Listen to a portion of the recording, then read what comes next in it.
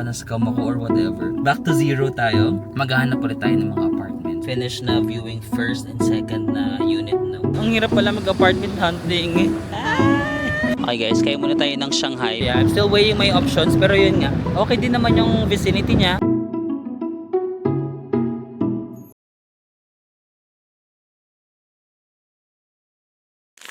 Hi guys, welcome back to my channel. So for today's video, isasama ko kayo kasi maghahanap tayo ng apartment or condo, no? Apartment hunting tayo today.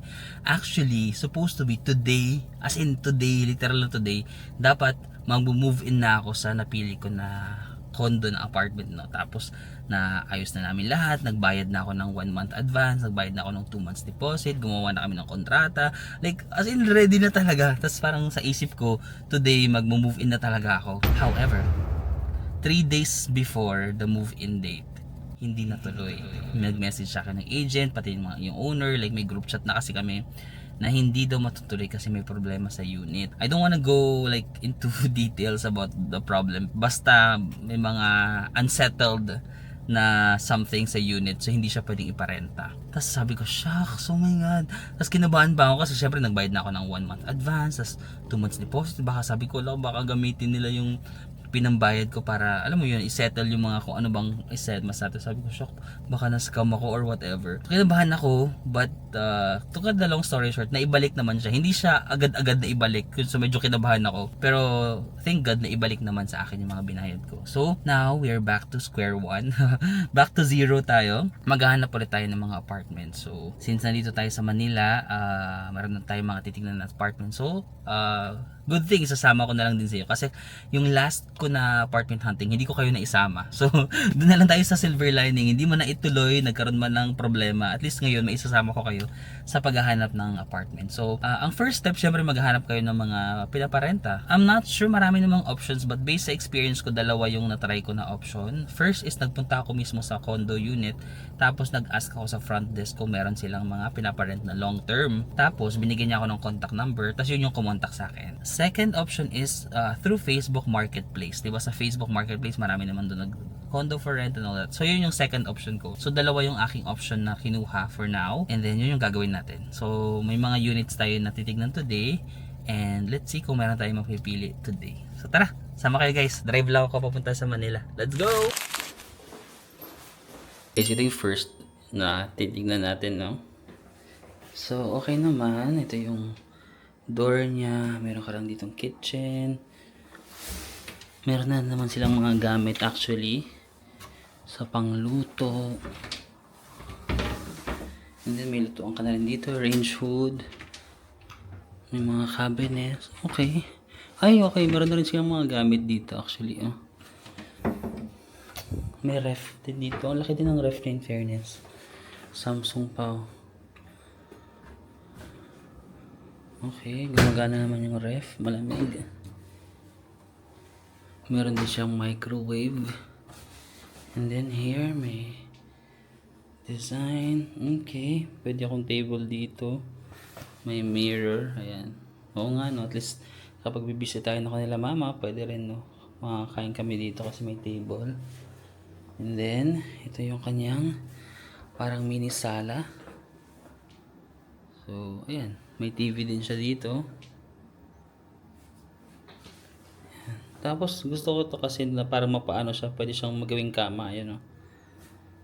And then, this is the bedroom. Ayan, ito yung bedroom. Meron naman siyang bintana. Okay. Aircon.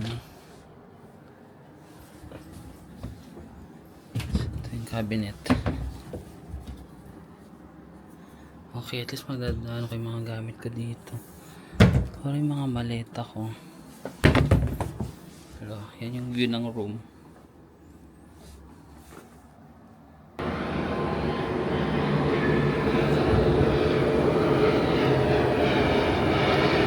Kasama na rin tong washing machine, kuya? Yes po.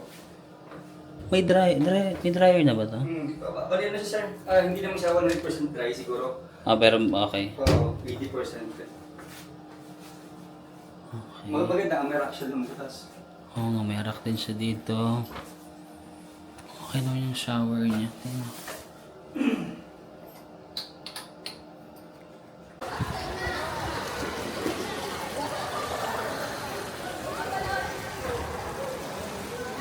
Ang pangalawa naman, no, na tinitignan natin. Actually, maganda rin siya. Mas nasa mababang floor siya. Ito yung kanilang sofa. Yan, may salamin dito. Oh. TV. Mas maliit nga lang yung TV nito compared nung kanina. And mas maliit lang yung ref niya. Pero ganyan yung itsura. Tapos meron ka na rin dito. Cabinet mo. Gamit na ba siya? Ayun. Okay.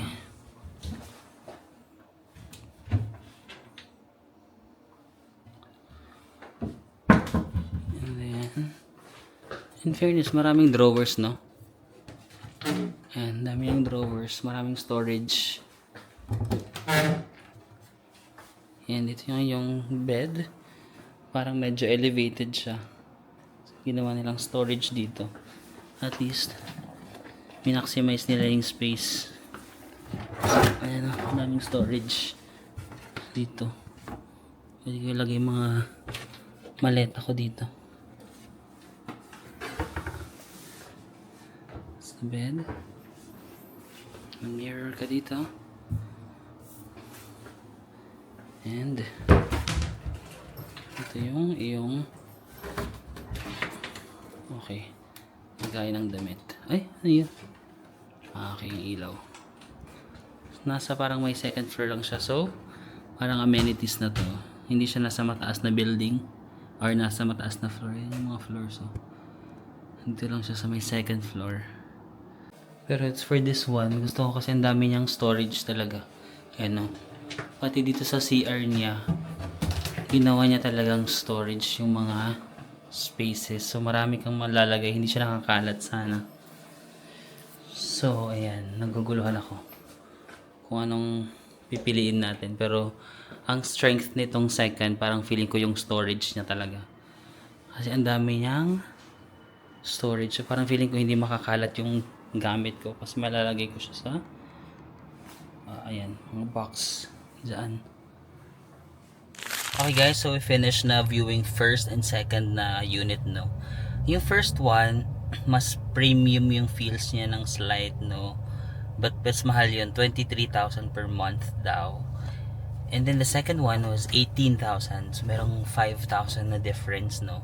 But parang okay naman ako sa second one din kasi ako lang naman mag-isa. So gusto ko na marami siyang drawer, maraming, kasi ang dami kong gamit, gusto ko na hindi siya nakakalat. But my only problem dito sa area na to is ang daming tao. Kasi it's a very famous na Airbnb spot. Kasi andyan na yung Mall of Asia eh. Katapat niya lang yung Mall of Asia. So, ang daming ay sorry. Hulog pa. Katapat niya lang yung Mall of Asia. So, daming nag-staycation and all that.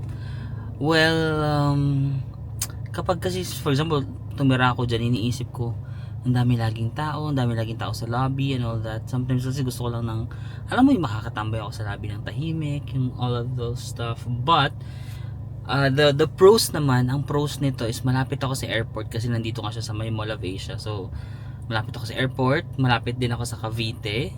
So, kung uuwi ako sa Cavite, di ba, nandito lang. Tapos, yung 18,000 budget, I think, okay na siya. But ano na siya, on a budget na, fully furnished na naman, may mga gamit na, no. Although hindi naman premium yung mga appliances doon sa 18,000, but at least mura na siya. Kailangan ko lang naman ng mapagrarentahan for 1 year nga. Kasi next year pa matatapos yung binili ko rin na property. So hindi, kailangan ko lang ng own space ngayon para magawa ko yung mga, kailangan ko talaga ng own space para sa with the kind of job that I have, yung trabaho ko, kapag basta katahimikan and all that. So I'm considering that. I have to think about it. Yun yung mga pros na iniisip ko. Malapit sa airport, malapit sa Cavite, mura siya, 18,000. Tapos ang mga cons lang niya, ayun nga, ang daming tao. Tapos pumunta kami sa swimming pool ngayon, ang daming tao sa swimming pool. Well, sabi naman nung agent kasi ano daw ngayon, long weekend. Totoo naman, long weekend ngayon. So marami talagang nag-Airbnb, but on a regular day hindi naman daw ganun kadami. Pero parang feeling ko sikat kasi talaga to na spot for Airbnb. So kahit hindi siya long weekend, kasi nakapag-stay na kami dito ng family ko sa katabi, so alam ko na sikat siya. So yun yung mga kino-consider ko, kaya ko ba na medyo maraming tao most of the time. May isa pa akong na-notice, ang sungit ng mga security guards. I mean, I'm just being honest, no? Ang sungit. Kanina nagtatanong ako, parang sabi ko, kuya, saan yung tower? Alam mo yun, parang hindi sila interesadong kausapin ka. Parang, ano ba to? Di ba? Yung honest na feedback ko, ang sungit ng mga security guard. Dalawa yung security guard na nakausap ko na masungit. Although may mga iba naman ako nakausap na hindi masungit, yung okay naman. Pero imagine in a day, dalawa, dito lang sa building, dalawa agad yung, ang sungit talaga. Minsan, titignan ka pa niya na parang, ayoko makipag-usap sa'yo, no, kailangan mo. So, ayun, things that I'm considering. Ano pa ba yung cons? Parang malayo siya sa MRT. Although may MRT naman dito, pero hindi siya walking distance. But I think maganda yung area for jogging kasi doon na yung seaside, Mall of Asia. So, let me think about it. I think may pupunta. Let me see. I think sige, may iba pa tayong i-view sa ibang condo naman. Let's see kung okay din. Okay guys, so we're going to our third and fourth unit na i-view natin. Dito tayo sa, actually nagstay na ako dito sa condo na to. Nag-staycation ako ng condo living in Manila. Dito ako nagstay. Tas to be honest, yung unit na, di ba dapat lilipat na ako today? Dito yun dapat. Meron na akong nakitang unit dyan na nagustuhan ko na. Okay yung aesthetics, okay na talaga lahat.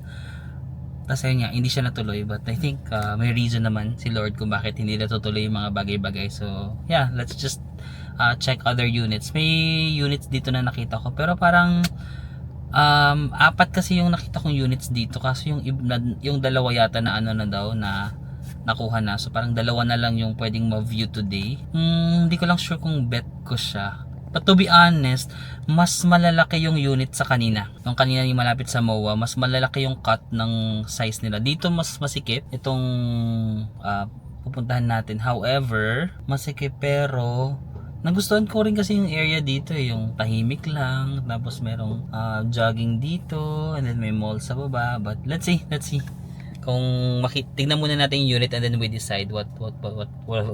So yun guys, ito yung unit, ito yung next natin pupuntahan na area. So may mall lang kasi sila dyan, tapos ito yung jogging area, may jogging path dyan.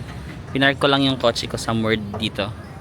So yun guys, tumambay muna ako dito sa parang cafe lang sa mall, kasi yung agent ko rin is meron pa siyang nagbo-viewing pa daw na isa. Sabi ko okay lang actually, mas gusto ko nga magpahinga muna. Sabi ko sige lang, antayin kita dito, mag-cafe muna ako. So I'm also thinking between the two units na binisita natin kanina, no, mas premium feels talaga yung una, mas mahal siya, no, mas premium yung kanyang feels and the gamit, di ba, yung Samsung na malaking ref. If bala ko mag-cook, maganda talaga siya. Yung TV mas malaki, alam mo yun, pag mag-Netflix and chill ako, mas malaki. But I'm also thinking, is it worth it? The 5,000 difference in a month, 60,000 difference in a year, no, times 12. Is it worth it? The premium feels.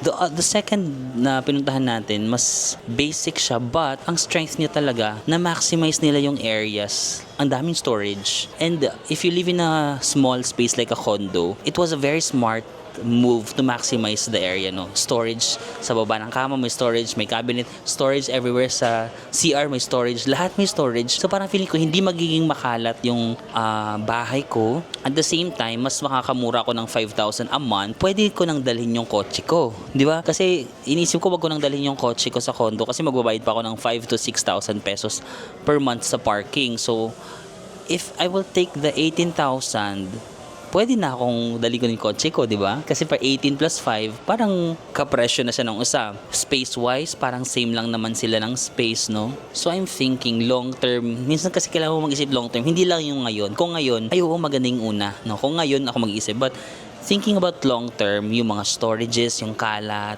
baka yung second yung best option, no? Long term, mas practical, mas mura. Ayun lang, wala siyang view, no? Kasi nasa second floor siya. So, paglabas ko, wala akong makitang view na parang skyscrapers, walang ganun. Parang nasa ground floor ka lang, no? Kasi ka-level mo lang yung pool. But good thing for my parents kasi ayaw nila ng malaking or mataas na lugar. So, kung bibisita sila, mas hindi sila matatakot. And then, ayun nga, malapit lang siya sa swimming pool, same level lang siya. So, I'm thinking, but yeah, ganun yung, siguro yung ganun yung technique ko sa inyo. If you also want to consider renting an apartment, itry nyo i-consider ano yung mga pros and cons. That's think long term, no? Magagamit ko ba to long term? Iniisip ko lagi din naman kasi ako nagta-travel, baka yung malaking TV. Though gusto ko kasi ng malaking TV. Pangarap ko kasi ng malaking TV. Saka na lang sa pag nagkaroon na siguro ng sariling bahay, no? Pag yung sariling bahay, doon ko na lang lakihan yung TV. Gusto ko kasi pag nagnanood ako, malaki yung TV. Yun yung mga gusto kong i-heal. I-heal sa sarili ko. Tapos yung ref, ang laki ng ref doon sa first, no? Parang ang dami kong mai-store. Yung pangalawa, ang liit ng ref niya eh. But, hindi rin naman ako madalas nasa Pilipinas, di ba? So, ganun yung mga wini-weigh ko yung options ko. I cannot decide pa. Pero sige, antayin natin yung third and fourth one. Guys, ang sarap nito. Masarap, although hindi siya ganun ka-healthy. Pero masarap yung milk tea nila. Parang sa coco. Alam mo yung coco milk tea. Medyo kaskalasan niya yung milk tea doon. Tapos meron silang cream, ganyan. So, ito yung ating third na tinignan, no? So, ganyan yung tsura niya. Yan, may mga drawers na lang din siya dito. Sink. Ayan. Tapos malaki din yung ref nito. Hindi siya kagaya ng second nating tinignan, no? Tapos LG pa. And then, parang feeling ko mas pulido yung pagkakagawa din ng mga, ayan, for example, yung mga ganito niya, no? Yung mga lagay ng damit. Ay, damit, gamit. Tapos meron ko siyang mga shoe rack dito. Which is nagustuhan ko kasi parang yung sapatos ko hindi magkakalat, no? And then, yan, ganyan yung feels niya. Gusto ko rin na meron siyang salamin dito kasi it makes the room look bigger, no? Ayan, no? May salamin ka dito. Tapos dito na yung table mo. Kapag may bisita, at least may table kayo nakakainan. Ito yung TV. Tapos ito yung kanyang sofa na may pull out din daw.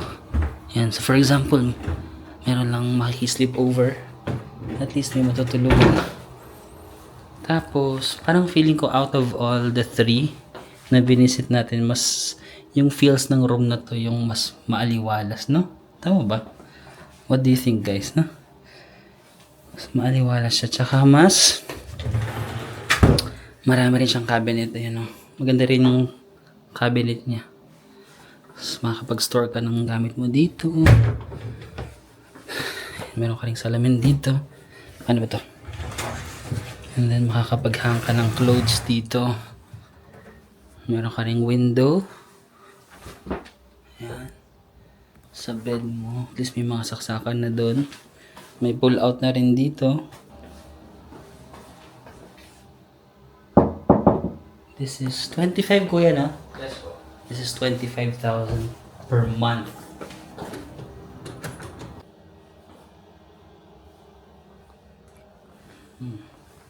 Pwede naman daw hanggang 23k per month. Actually same sa Shore din ganun eh. 23k din yung sa Shore. Parang same din siya ng cut, no? Pero parang feeling ko mas maaliwalas to. Ah, gets. Kumbaga may window ka dito. Oo nga, sa bedroom mo. Actually mas gusto ko yung bedroom nito kaysa nung sa isa. Kasi dito. Kaya nag-fix it 6K. 6. Opo. Pero may iba kasi sir, na nag-offer 6,500, 7,500. Perfect yung ano sir, yung parking available kasi tower 2 din siya, tapos second floor lang. So pag akyat mo ng ramp, nandun agad yung parking mo sir. Kung mababa lang siya, unlike sa iba baka mawag pa ng 6 floor pataas. Okay. Pero 6,000 per month. Yes. Pero dito sa parking naman sir, 1 plus 1 lang po siya, 1 deposit. Anong 1 plus? 1 1 month deposit, advance, okay. 1 notice. Ah, okay. Parking daw mga nasa 6k guys dito. So 6 plus 23, 29. Magkano mga kuryente dito? Pwede talaga sir sa ano sa use. Pero yung sa brother ko naman sir, dito rin sa tower 2, yung yun nila na around 1.6 lang. 1.6 per month. Pero yung aircon kasi nila sir, gabi na sila ng aircon. Okay. Ito yung view mo dito sa may lobby guys. Ay sa may balcony pala. Yun yung amenities Yun yung pool. Kagaya pinagstayan natin dito, no, ganyan din. Kasi yun na yung EDSA, yun, no. That's EDSA. May sunset. Ang ganda ng sunset dito. Ayun guys, parang mas gusto ko yung mga kahoy dito. Based sa mga napuntahan natin sa tatlo. Parang ito yung mas maganda yung mga finishing niya. And all. Pero dinadamdam ko pa, kailangan ko mag-isip. Tapos ito.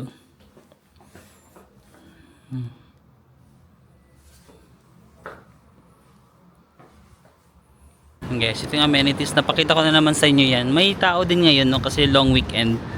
Pero hindi kasi siya mas crowded than shore. But let's see. Ang hirap mag-isip, di ba? Ang hirap mag-isip ng ano bang pipiliin mo. Oh, okay, gets. Ito yung number 4. Nasa higher floor siya. Yan, mas mataas dito. Pero sa totoo lang, mas mahangin dito, no? Pag mataas, mahangin siya. Pag hapon na yung sunset, to.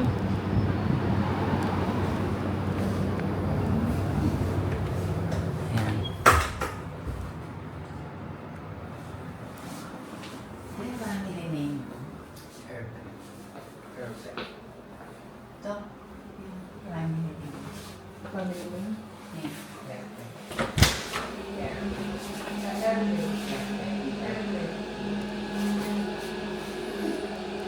Meron silang mga night market dyan kapag weekends dito. Guys, natapos na tayo. Yung fourth na unit, nahiya ako mag-video kasi nandun yung owner, no? Nahiya ako mag-video-video. But ang last daw is, magkano yun? 22,000 yata yung pinaka-last. Pero sobrang bago pa niya, no? Like wala pang nagre-renta, like kaka-turnover lang. So kita mo bago lahat ng kama, naka-plastic pa, bago yung mga gamit. Mas ano siya, mas bago no lahat. But I'm thinking kasi for 21k or 22k, pero pwede naman daw siguro mapababaan until up to 21k. I'm so torn, guys. I mean dito kasi sa area na to, yan may Greenfield, no, Greenfield District. I feel like maganda yung community ko kapag gusto ko mag-running, maganda magtakbo-takbo dito. And then nasa gitna ako ng Quezon City and then Makati South, no? Nasa pinakagitna ako pag dito ako sa Mandaluyong, nasa gitna ako kapag may mga trabaho ako sa Quezon City or may trabaho ako sa South, nasa gitna ako. Malapit ako sa BGC Makati. Mas maganda yung community, pero mas mahal nga yung units. Mas malayo ako sa Cavite. On the other hand, if pag MOA ako, parang feeling ko dun sa MOA, mas hindi ko masyadong ma-feel yung community, no? I'm not sure kasi di pa naman ako nakapag-stay dun. Pero parang mas ramdam ko na may community sa area na to than MOA. However kasi, as a traveler, I also have to consider, hindi naman ako lagi nasa Pilipinas, di ba? So dapat malapit din ako sa airport. Tapos dapat ba gagastos ako ng mas mahal na renta or doon ako sa murang renta? So my God, ang hirap pala mag-apartment hunting. Lord God. Kasi marami kang factors na kailangan i-consider, no? May mga factors na ma-meet, pero yung ibang factors hindi siya ma-meet. So, you have to weigh things out, no? Hi, hello. Nice to see you. O, diba? Tapos namin tumatakbo dito. Tignan nyo, oh. Oh, the running club. Diba? Parang, ano? Ay, sige. Sama ka, gusto mo sama sa vlog? Naiya ka? Okay lang. Iramdamin ko muna yung community dito. Tapos, siguro babalik din ako doon sa malapit sa MOA. I-check natin siya ng gabi kung ano ba yung feels doon. Kasi hindi ko siya nararamdaman ng gabi, no? Iramdam natin kung ano ang pipiliin ng puso ko. Guys, ano po kasi ngayon, parang long holiday, wala daw palang night market. Pero, open daw yan everyday. So, naglalakad-lakad lang tayo to feel kung ano ba yung mararamdaman ko sa around the area. And then mamaya punta tayo dun sa may MOA and see kung anong mararamdaman din natin. So I recommend if you're also like looking for an apartment, before you decide, i-feel nyo din yung area, like walk around the area, yung community, tignan mo kung magbabagi ba siya sa lifestyle na meron ka, kung gusto mo ba ng ganitong area. So let me just have a look din. Okay guys, meron din mga restaurants around, okay? Pero guys, dito sa Fame, no, sa Fame Residences, parang feeling ko hindi masungit yung mga guards. Like every time makakasalubong ko ng mga guards, tatango sila or mag-smell sila. Kanina no, nag-aasa ko ng parking sa guard, inassist niya pa ako kung paano ko liliko and all that. Parang compared sa mga guards doon sa may MOA, mas masungit talaga doon, no. Parang sinasabi ng puso ko, dito kasi area na to kasi mas okay yung mga guards, mas okay yung community. Siguro kung office worker ako, I choose ito kasi malapit ka sa Makati, BGC, Mandaluyong, Quezon City, no. Like location wise maganda siya, and then may mga running community nga, but then my brain is telling me mas magandang decision ang Samoa because andun yung lagi kang nagta-travel, andun yung airport, mas mura, so hindi mo kailangang gumastos ng ganong kalaki kasi most of the time wala ka naman sa Pilipinas. And then, ang daming storage nung murang yung unit na mumurahin. So, nagtatalo yung brain and yung heart ko. Sinasabi ng heart ko, dito ka, mas maganda yung community dito sa Mandaluyong. Sa center ka, mas mababait yung mga guards and all that. Alam mo, mas magandang community as a whole of living. But my brain is telling me na practicality-wise and convenience-wise, sa MOA ka kasi nandun yung airport. At lagi ka nagta-travel. So, my brain and my heart is like fighting. I want them to meet halfway but I can't. Actually, kung may budget lang tayo, BGC, maganda rin sa BGC. Parang mamahal kasi ng mga unit sa BGC. Meron din Makati, maganda rin yung Makati. But I don't know. Hey guys, bumalik tayo dito sa may MOA area, no? Kasi gusto ko nga ma-feel yung environment. Wow, environment during the night. And in fairness ha, yung guard, pero magkaibang guard to ha. Yung guard ngayon dito, ang bait niya sa akin, no? Parang nag-ano pa siya, nag-offer pa siya na sir, mag-overnight ka. Sabi ko hindi po, kasi kapag mag-overnight may charge na 300 pesos yata, ganun. Basta before 1:30 AM daw dapat kunin ko na yung kotse. Tapos in-explain pa niya yung process. Unlike kanina sa mga tinanong ka ng guard, ang sungit. I'm not sure kung may mga ibang guards na masungit or yung iba hindi, or kasi nakakotse ako kaya mabait siya, no? Kanina kasi nung nagtatanong ako, naglalakad lang ako kasi nagpark muna ako, tapos nakasimple lang yung suot ko, ganun. So parang yung mga guards masungit. So may discrimination, no? Pag nakakotse mabait, ganun. Hindi ko alam pero yun yung observation ko ngayon, no? Pag nakakotse mabait yung guard, pero kapag naka-normal na tao na nagtatanong, ang sungit kanina talaga ng mga guards. Hindi mo ka-move on. Pero ayun. Okay guys, ito yung vibe niya during the night, no? May mga restaurants naman dyan. Parang may nakita ko ang night market somewhere. Parang may night market doon. Check nga natin. Pero din naman silang night market dito actually. Pero hindi siya parang as lively siguro as sa may Greenfield. Pero okay, meron din silang night market dito. And then convenience stores. Okay. Okay, actually marami din ako mga nakita mga supermarket ganito. Convenience store, restaurants around, may mga salon, barbershop. Pero na-notice ko rin, marami mga nagsara no, ng mga establishments, especially yung mga Chinese restaurants na iba, mga naka-close na sila. Kasi alam ko itong area na dito, MOA, Pasay, sa may area na to, sikat to dati sa mga Chinese na tenants, no. Kaso nung pinagbawal na yung Pogo, alam ko dahil pinagbawal na yung Pogo, ang daming nawalang mga tenants dito, di ba? Kaya tumaas yung vacancy rate ng mga condo sa area na to. So although may mga establishments, pero mas ano na nga siya, mas tahimik na siguro siya compared before. Ayan. Ano ba to? Milk tea shops. Actually, okay. Marami din naman pala silang makakainan dito sa may ground floor. Chicken. Ayun, meron din namang community na mga tao-tao, pero wala yung mga running, no? Wala yung mga ganon dito. Or baka sa MOA, hindi ko sure.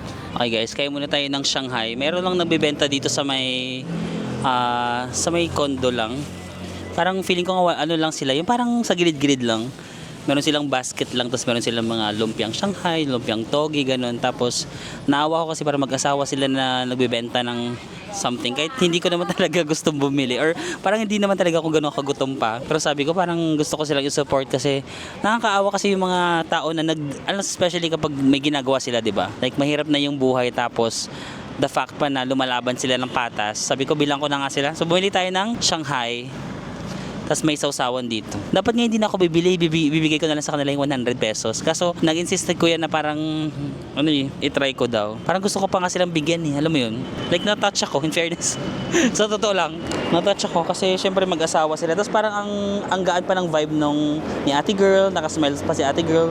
Si kuya mukhang mabait din. So parang alam mo yun, parang ang sarap tulungan.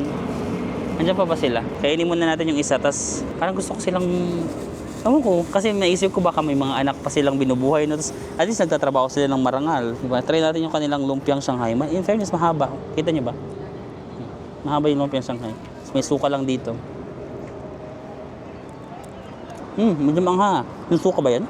Parang kulang ng kanin to. Dapat ng kanin to. Tapos I just wanna make them happy also. Parang feeling ko yung problema ko ngayon, naghahanap lang ako kung saan itira na apartment, no? But there are other people na mas malaki yung problema siguro. Like, on a day-to-day basis. Yeah, maybe I was really meant to walk here para to give them blessing as well. So, eto, maliit na tulong lang to pero ibigay na natin sa kanila. Saan na ba sila? Andiyan pa ba kaya sila? Taga saan kayo, kuya? QC pa ako, sir. Ba't nandito kayo? Titinda lang, sir. Ano layo nyo? QC pa? Opo. Araw-araw kayo dito? Sige. Kailangan kumita, sir. Marami tayo pinag-aaral eh. Kaya nga eh. Sana kumita kayo kuya. Bili kayo dito guys sa ano nila. Ayan o. Meron sila dito. meron sila kuya. And yeah. Vlogger ka pala, sir. Vlogger-vlogiran lang. Pero ito na kuya. Ay! Hindi, para lang makatulong sa Thank you inyo po. para sa panghanap buhay nyo. Sige na. Thank you kuya. Sana makabenta pa kayo ng marami. Okay, sige. Bye-bye te. Bye-bye. Thank you. Apa. Ayan. Bigyan lang natin sila. Ibang ko. Parang na-touch lang ako na taga Quezon City pa sila. Tapos meron silang basket. Alam mo, parang tapos nag-isa-isa sila ng mga ayan, baka gusto yung bilhin ng mga Shanghai dito sa mga nagtatrabaho, mga staff dito. And nakakatuwa lang makakita ng mga tao na lumalaban ng patas na sa buhay. So they also deserve to get blessed. And kung meron naman, di ba? Why not share your blessings and bless other people as well. Magkano yan? 25 lang, bili ko na sa akin. Hindi ko pa nababawasan. Nabili ko na ito. Bigyan na lang kita kuya. Okay. Taga saan ka? Tatalon pa po. Ha? Tatalon. Saan yan? Quezon City. Ba't nandito kayo? Doon lang po nag-alo. Hindi ko pa mapapaugas eh. Ha? Hindi ko pa mapapaugas. Magkano bang mabebenta mo yan? Oh, sa'yo na yan. Thank you po. Oh, God bless you. Maraming salamat Okay. po. Maging mabait ka. Opo, thank you. Sige, sige. Bye-bye. Yan guys, naglalakad-lakad ako. Doon yung Mall of Asia. Tapos dyan may condo pa dito. Marami pang condo dyan, no? Tapos marami mga cafes, restaurants, and other establishments dito. Yan, Uniqlo. May malaking Uniqlo dito. Tapos doon pala yung Double Dragon Mall. Actually, maraming establishments around the area. However, ayun nga, yung sense of community ba? Parang wala masyado dito, no? Parang wala yung mga nagra-run-run. May mga paisa-isa lang. Mga paisa-isa na nagra-run. Hindi siya yung maraming nagra-run. But the area is good din naman. Ang daming establishment. So walking distance lang from the unit. Ang dami ko nang pwedeng puntahan. So yan. Actually marami namang pwedeng puntahan dito. So yeah, I'm still weighing my options. Pero yun nga. Okay din naman yung vicinity niya. Pwede rin ako mag-jogging actually mag-run. Pero wala nga siya yung maraming nagra-run. Ako lang mag-isa. Mag-ano na lang ako, mag-earphones or something like that. Or mag-gym na lang ako somewhere. Anytime Fitness. Oo nga, meron yata Anytime Fitness sa MOA. Tapos ito na yung MRT. Okay. Pretty, mas quiet siya siguro, no? Mas quiet na area. So let's see. Pagdasal muna natin at pag-isipan ko muna kung ano yung aking magiging desisyon. Tapos nagkape muna tayo sa Zeus. Zeus na ba? Zeus Coffee. Pero for takeout na lang sila kasi magsasara na sila ng 8:30. Sarap ng Spanish latte nila.